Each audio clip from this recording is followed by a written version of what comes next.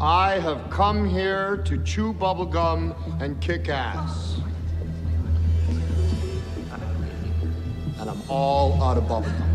Fala pessoal, Leonardo, voltando com mais um vídeo. E mano, essa April O'Neil, que coisa linda, né? Transformaram a April O'Neil numa tartaruga. Então, o bonitão que criou o design dos personagens no Tartarugas Ninja, James A. Castillo, ele diz que a April O'Neil sempre teve a intenção de parecer relacionável e fundamentada no mundo real. E assim, quando você olha a personagem que tem que ser relacionável e fundamentada no mundo real, ela só é assim, é uma paródia. É uma paródia isso aí. Sem falar que é extremamente estereotipada. Só faltou aquele side cut, né? Aquele cabelo raspado na lateral. Mas é assim, estereotipada pro período atual. Gorda, negra, dreadlock, óculos. Aí, como ela é negra, ela usa tipo um, sei lá, bicho, uma touca, um lenço, sei lá que inferno é na cabeça. A única coisa que é similar ao desenho original é a questão da roupa amarela, a jaqueta amarela. Todo o resto foi alterado no design. Por quê? Porque sim. Porque uma mulher ruiva e branca não é relacionável e muito menos fundamentada no mundo real. Porque afinal de contas a gente sabe que não existem essas pessoas no mundo real. Pelo menos na cabeça de Hollywood. Então, aproveitando essa declaração imbecil, boçal, então segue uma explicação que eu já dei sobre a April O'Neil e os babacas que dizem que a April O'Neil sempre foi negra, e eu dou uma explicação didática partindo de um expert no assunto. Então, vou começar a ler o texto aqui. Há um equívoco de longa data dentro da comunidade de Tartarugas Ninja, especialmente fora dela, de que April O'Neil foi originalmente apresentada nos quadrinhos da Mirage como uma mulher negra. Já tem palavra que tá tudo errada. E foi depois whitewashed, né? Depois deram uma branqueada nela, né? Nas mídias subsequentes, incluindo o quadrinho da Mirage, que aí é esse aqui, né? É esse quadrinho aqui, que é o colorido. Ele escreveu esse texto na época que eles fizeram essa animação que eu falei, ela é de 2018, que mudaram a cor daí para o Nico, fizeram essa tranqueirinha que parece aquela lanterna verde ridícula que tem aqueles óculos de... Nossa senhora. Nossa senhora, aquela lanterna verde é a coisa mais ridícula que eu já vi na minha vida, mano. Suponho que eu sou obrigado a fornecer um aviso antes de continuarmos. O objetivo desse artigo não é determinar se a April já foi negra. Ela já foi em certos pontos da franquia. Ou se April deveria ser negra. Porque, tipo, que pergunta é essa? O objetivo desse artigo é muito específico, responder se April era originalmente negra nos quadrinhos da Mirage. Então, por favor, segura a bronca aí. April O'Neil foi apresentada em Tartarugas Ninja, volume 1, número 2, publicado em outubro de 84. Aqui está ela, desenhada por Kevin Eastman e Peter Laird, naquela primeira aparição, incluindo painéis onde ela está ao lado de Baxter Stockman, que definitivamente é negro. Observe que ela tem cabelos lisos e pele clara.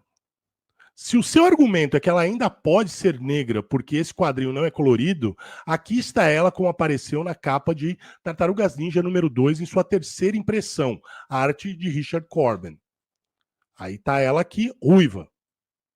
Ruivinha. Se o seu argumento é que Eastman e Laird tinham feito Corben colorir April branca para uma sinergia com a série animada produzida por Fred Wolf e exibida pela primeira vez em dezembro de 87, a terceira impressão de Tartarugas Ninja foi lançada em 86. E além disso, aqui está o próprio relato de Kevin Eastman de quando ele e Laird foram abordados pela primeira vez por Mark Friedman para licenciar Tartarugas Ninja para brinquedos e desenhos animados, como vista em sua entrevista na Comics Journal, que ele cita como julho de 86. Significa que em abril, ela ser colorida, caucasiana, para a terceira capa impressa é anterior até mesmo à mera ideia de uma série animada de Tartarugas Ninja e sua versão subsequente de April. Eu peguei esse blog em especial por conta dessas coisas, entendeu? Assim, eu fiz história, então ele documenta. Ele está documentando tudo. Então o que ele fala, ele vai lá e mostra um documento provando o que ele tá dizendo. Não é tipo, não é a opinião do Batman, sabe? Não é a opinião escudo do Batman. Tem fundamento. E ele mostra o fundamento do que ele está falando através de documentação. Quem estuda história, quem trabalha com história, sabe da importância da documentação para fundamentar a historiografia de forma geral, com exceção da história oral, que aí é permitido uma outra forma, mas tirando história oral, sempre você precisa documentar aquilo. Fontes, documentos mesmo, enfim, outros autores. Então, continuando aqui. Então, ele mostra aqui a entrevista dada aqui na Mirror News. Se o seu argumento é que a capa não foi desenhada por Eastman Laird, então ela ser branca não conta, aqui está a versão colorida de Tartarugas Ninja 2, como apareceu na First Comics, Tartarugas Ninja, volume 1, brochura comercial de 1986. De novo, que é aquela imagem lá do começo da reportagem do cara. Se o seu argumento é que as cores dessa impressão não foram fornecidas ou supervisionadas por Eastman Laird, aqui está a página de créditos. Ele vai quebrando todos os possíveis contra-argumentos falaciosos. Com o quê? Com a tal da documentação, com fatos. Se o seu argumento é que Eastman e Laird pretendiam desenhar uma mulher negra, mas desenharam uma mulher branca por engano, então pretendiam pintar uma mulher negra, mas pintaram como mulher branca por engano, então... Então pediram para o Richard Corbin desenhar uma mulher negra, mas aceitaram o seu desenho de mulher branca por engano. Então eu acho que esse artigo não é para você. Exato. É aquela coisa da pessoa que não importa quantos fatos você apresente, a pessoa não aceita ou quer contra-argumentar. Aí você mostra um fato e a pessoa vira e fala assim, eu não concordo. Tem um meme famoso, né? Eu não concordo. Aí o cara vira e fala assim, mas não tem que concordar ou discordar. Eu te apresentei fatos. A gente não discorda ou concorda com fatos. Ela continua não concordando. Então é justamente esse tipo de pessoa que ele está falando. Então agora a questão é, por que tantas pessoas pensam que April era originalmente uma mulher negra nos quadrinhos da Mirage? Onde isso começou? Bem, 2 edições depois de fazer sua aparição de estreia, foi reformulada em Tartarugas Ninja número 4. Aí tá ela aqui, de carcinha. April foi ao salão de cabeleireiro New Wave e fez um permanente. Lembrando que a gente está nos anos 80. Se você assistiu qualquer filme dos anos 80, você sabe que um monte de mulher com cabelo liso fazia permanente para ficar com o cabelo assim. Então, em Tartarugas Ninja número 4 até número 28, April exibiu esse visual, que ela fez um permanente. Aqui, ó. A pele dela continua clara, continua branca, com um permanente. Então, em Tartarugas Ninja número 28, ela desistiu do permanente e deixou o cabelo ficar liso novamente. Aqui tá ela, cabelo liso novamente. Esses painéis preto e branco de April com permanente dos anos 80 são geralmente o que você vê quando alguém se esforça para apresentar a prova de que April era originalmente negra nos quadrinhos Mirage. Agora, ignorando que é um visual que ela adquiriu artificialmente por meio de um ponto de enredo deliberadamente explicado, então o cabelo cacheado não é natural. Também ignora o fato de que todos esses problemas dela com o permanente surgiram depois de suas duas primeiras aparições. Portanto, dificilmente é como ela parecia originalmente. E além disso, para aqueles que não estão familiarizados com as tendências dos anos 80, penteados grandes com permanente, cacheados, estavam na moda em todas as áreas étnicas da época, tanto em preto quanto em branco. E aí tem a Cher, Sigourney Weaver. A Sigourney Weaver, acho que esse cabelo dela aqui não é permanente, não. Ela tem o cabelo encaracolado mesmo. Mas não alisou o cabelo. Ou ela tinha? Não sei. Não sei. Porque nas Montanhas dos Gorilas ela tá com o cabelo liso. Não sei. Não vou saber. Era o estilo popular entre muitas mulheres brancas dos anos 80 e April estava na moda.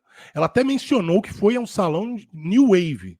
Quando a tendência do cabelo grande desapareceu no final dos anos 80, April perdeu o permanente e voltou a ter cabelos lisos ou ligeiramente saltitantes. Aqui, ela aqui, ela aqui. É certo que se alguém apenas olhar para alguns dos painéis em que ela apareceu com permanente sem ter lido nenhuma das edições anteriores e sem nenhum outro contexto, olha, April é uma mulher negra. Então, sim, posso entender a pessoa ter a impressão de que April foi negra. Porque, além do permanente, ela raramente usava bronzeado, como visto em Contos das Tartarugas Ninja, volume 1, número 7.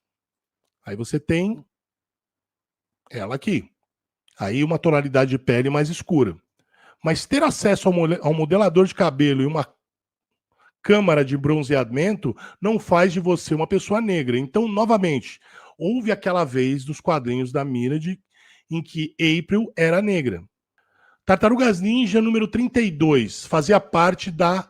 Era convidada? Que porra é essa? Era de convidados da série. Um período nos quadrinhos em que criadores independentes eram convidados a contribuir com edições das Tartarugas Ninja, que não dependiam de continuidade. É como se fosse um Elseworlds, tá? É como se fosse um Elseworlds em que não fazia parte do canônico, eles convidavam artistas e o pessoal podia fazer o que desse na veneta. Muitas dessas histórias eram comédias bestas e surreais. Outras eram reinicializações por atacado da história de origem, e algumas se esforçaram para seguir a continuidade da série canônica da Mirage. Tartarugas Ninja, número 32, de Mark Bold, não foi uma daquelas edições que tentaram seguir o cânone. Em vez disso, foi uma comédia surreal que se desviou da continuidade na maioria dos aspectos. O covil do esgoto ficava em Northampton, em vez da cidade de Nova York. April era uma repórter de notícias como sua contraparte no desenho animado. Uma ocupação que sua encarnação da Mirage nunca teve no cânone. E April também era negra. Porém, isso foi na segunda tiragem da edição, com cores de Bill Fitts. Aqui está ela como era na primeira impressão. Mas, de qualquer forma... Não, ela está bem mais está bem clara. Mas, de qualquer forma, é uma história que foge do cânone. E para constar, quando a edição foi recolorida pela IDW, no Tartarugas Ninja clássico, brochura comercial, ela ficou assim.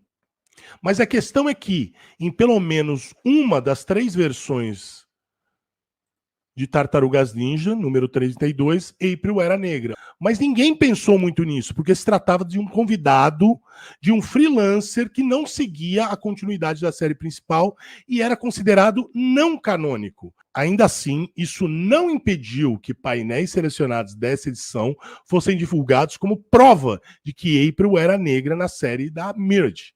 Quer dizer, ela estava, sim, mas apenas nessa questão solitária, não canônica e fora da continuidade. Se você gosta do conteúdo do canal, eu vou pedir para você, se puder, obviamente, colaborar com o canal no www.apoiocoletivo.com/geekvelho. Os últimos meses têm sido cada vez mais difíceis para produzir conteúdo por conta do... Virou um ban praticamente feito pelo YouTube em relação ao meu canal. Os vídeos não chegam nem mesmo para os inscritos.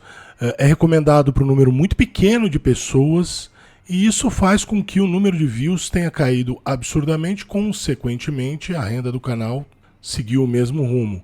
Então, se você puder colaborar, acesse o site e ajude o canal.